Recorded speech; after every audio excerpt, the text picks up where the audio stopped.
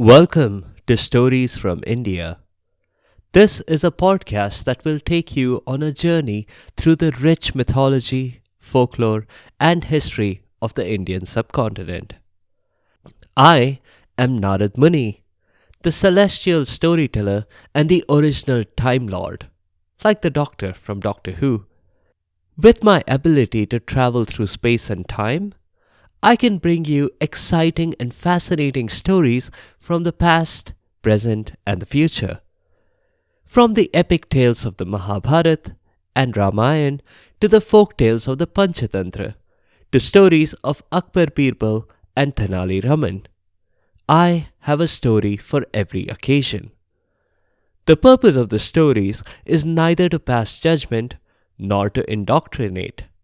My goal is only to share these stories with people who may not have heard them before, and to make them more entertaining for those who have. Everyone is a participant in the inevitable passage of time. But have you ever wished that you had a pause button on time itself? What if you had a remote that allowed you to hit pause and also the ability to step outside the universe and to examine other universes? Many science fiction authors, as well as Hollywood, have explored this theme a lot. But today, we are going to talk about a person who actually has that ability. And that is Kakabhushundi. This story was requested by one of my long-term listeners. So, thank you, Sahil, for that suggestion. Kakabhushundi is a sage. You'll also notice that at times I refer to Kakabhushundi in the present tense. This is because he is still alive. Well, in a manner of speaking. We'll cover that more in the show notes. Let's begin today's story. This was before Kakabhushundi got his powers. So it does make sense to ask the question, when and where does the story begin? This happened a few thousand years ago in Ayodhya. Yes, the very same Ayodhya that is the home of Ram from the Ramayana. In this place, there was a young man. Let's call him Ghamandi. It's a Hindi word that means arrogant, and you'll soon see why I picked that name. Ghamandi was on his way to get an education. The process of getting into a university was a little different in ancient India than it is today. If you're used to elaborate entrance exams, essays, and GPA consideration, the process was definitely simpler. Ghamandi was walking along the road when he saw a rishi, or a wise man. The rishi was sitting by the side of the road. He was saying something to a few people who sat in rapt attention. Ghamandi walked up and asked if he could sit there and listen. The rishi nodded. And that was it. Ghamandi was now a student of that university. Like I was saying earlier, it was a lot simpler back in the day. The rishi, whom I shall call Shant, was talking about Shiva. Quick sidebar if you haven't heard of Shiva before. He is the destroyer of the universe. Together with Vishnu, the preserver, and Brahma, the creator, the three of them form the Holy Trinity in Indian mythology. And in case you are not tired of hearing me say it, Brahma is my dad.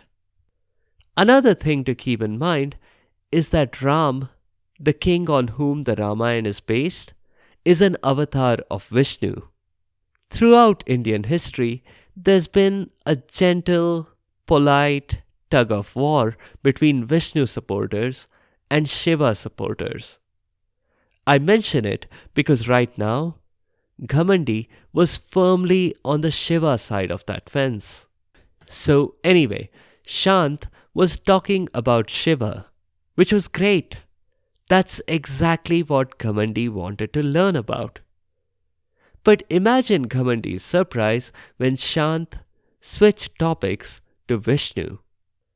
Ghamandi couldn't complain that his professor was veering off the syllabus because there wasn't a syllabus.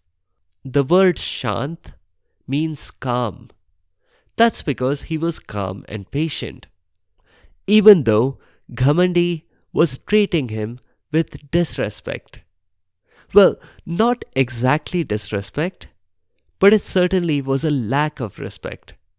To Ghamandi, Shant was only a means to an end.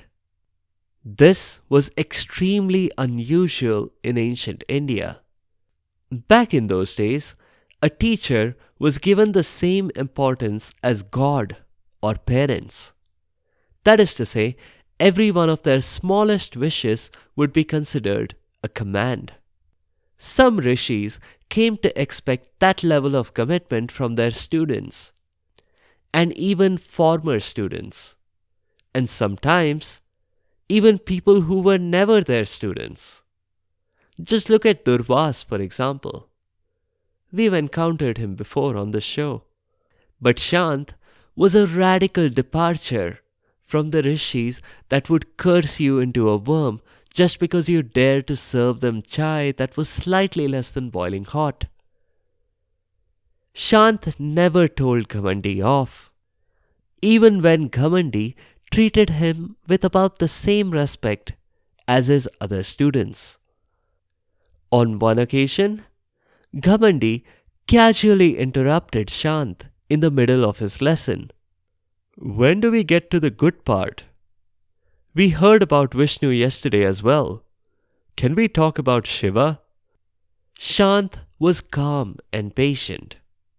He needed to be in order to deal with this avant-garde behavior. There are no good or bad parts, my child. If Shiva stories interest you, by all means, listen to those lessons. But if you do that at the cost of learnings from Vishnu, you're only cheating yourself.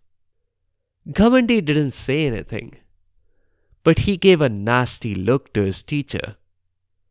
Somehow, that still was not enough to anger the teacher, but it was enough to anger Shiva himself. Yes, Shiva, the destroyer of the universe, was listening in on this conversation at this exact time. He appeared on the scene, looking just as angry as he felt. Everyone immediately fell to Shiva's feet, including Ghamandi and Shant. Maybe this mollified Shiva to some extent. But even though he appeared less angry, he did not change his mind about the punishment he had handpicked for Ghamandi. Ghamandi would have to go through 1,000 cycles of life, death, and rebirth until he finally became a human again. He'd start from one of the lowest forms, that of a snake. At which point, Vasuki, the snake around Shiva's neck, cleared its throat and hissed, "I beg your pardon?" "Not you, Vasuki. I only meant ordinary earth snakes," Shiva clarified. Ghamandi had an objection too. "Not to sound too pedantic, my lord, but why not start with bacteria? They are lower forms of life than snakes." Ghamandi's real motivation for suggesting that was to shortcut the time span before he returned to being human. Because bacteria have a life expectancy of just 12 hours. "You hear, but you don't understand. You see, but you don't observe," Shiva replied. "To you, size is everything. A snake is larger than bacteria, so a snake must be a higher form of life. That's what you're thinking. But that is not so, Ghavandi. What matters is that snakes are the most persecuted creatures on earth. People misunderstand them and treat them with hostility. Hear, hear, cheered Vasuki. Ghavandi accepted his fate, and he was instantly transformed into a snake. Quickly, his snake instincts kicked in, and he slithered away. That was fortunate, because corresponding human instincts were kicking in among Shant's other students. They looked for sticks and would have hunted down Ghamandi if he hadn't slithered away. Later, Ghamandi tried to rationalize why he hadn't just stayed in place and let the other students kill him. That would have meant one less rebirth to worry about. But he concluded that Shiva was smart enough to put in a countermeasure for that, to make his survival instincts take over. Meanwhile, Shant was praying to Shiva. Shiva was pleased and readily said that he would grant a wish. Shant said that he only wanted his student to have a painless existence, and if possible, let him accumulate knowledge across his 1,000 lives. Shiva granted both wishes, though they both sort of limited the punishment that he himself had so carefully crafted. Ghamandi, the snake, was reborn over and over, just as Shiva had wanted him to. 1,000 cycles of life, death, and rebirth later, he was finally born as Bhushundi. He retained his knowledge and experiences across all those lives. I tried asking him about it recently when I was talking to him in preparation for this podcast episode. But Bhushundi didn't say, and I didn't press him on it. If he does talk to me about it, and if he's comfortable with it, I might share stories from those 1,000 lives in future episodes. But for now, let's talk about Bhushundi.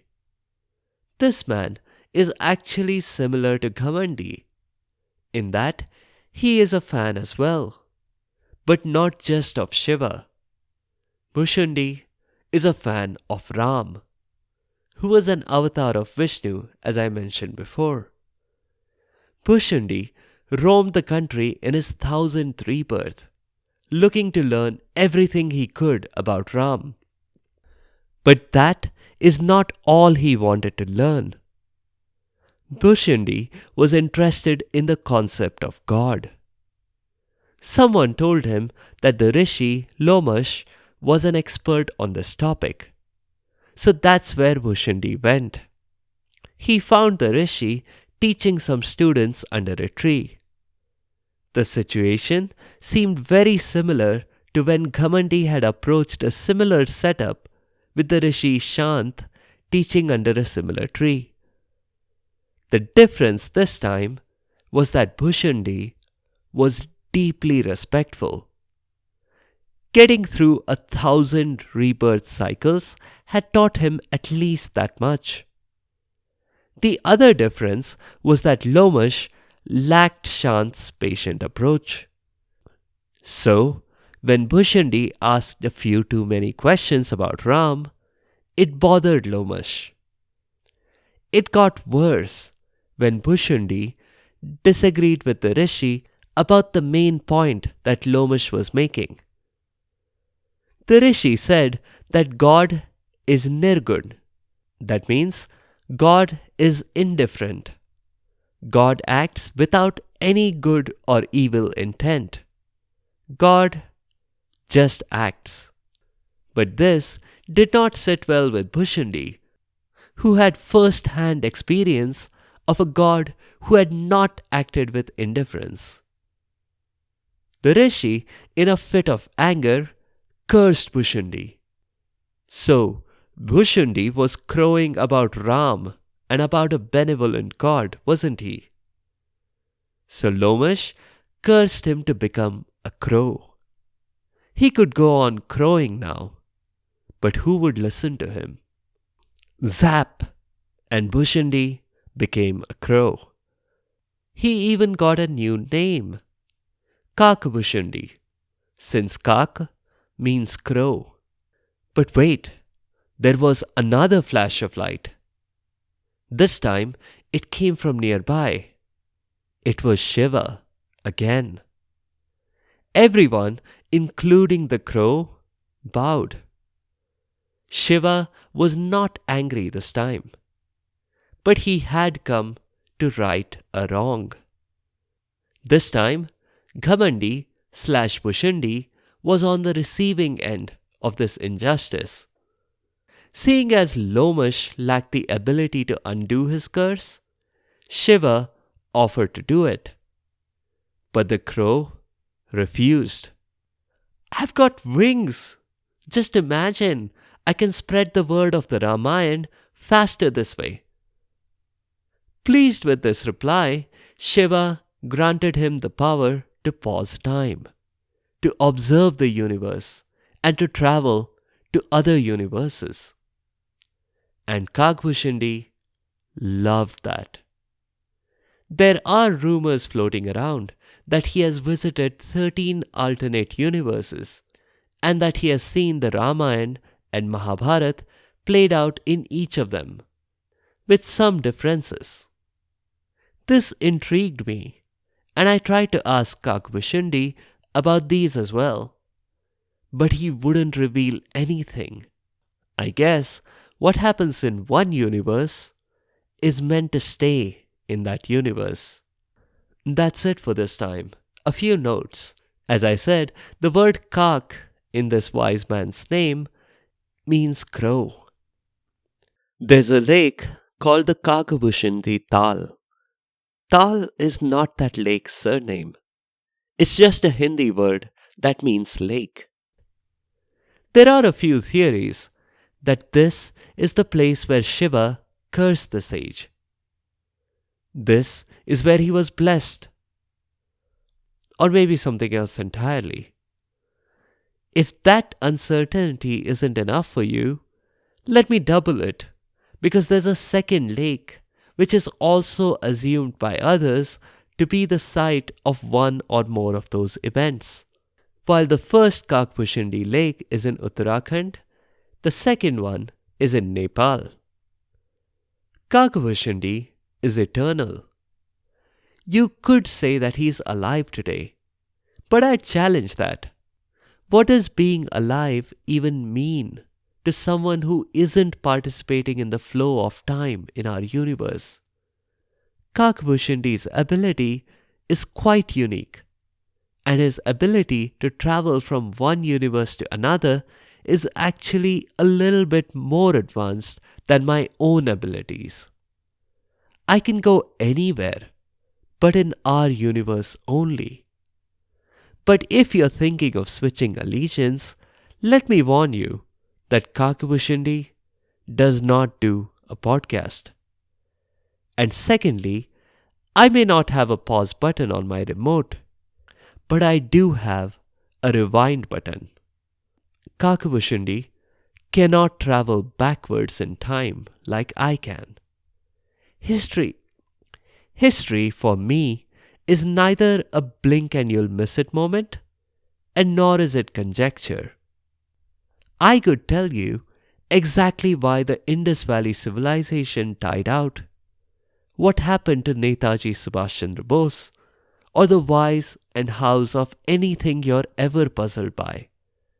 But this is a mythology, folktales, and history podcast, so we'll stick to those themes. Next time, we'll dip back into the Mahabharata.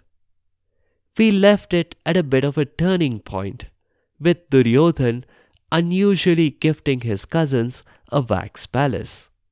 We'll rewind the story a little, just a little, to hear the story of Karna.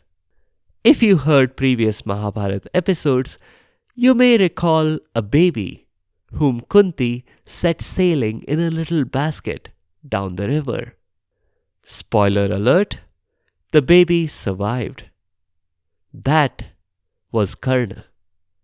And next week, we are hearing his story.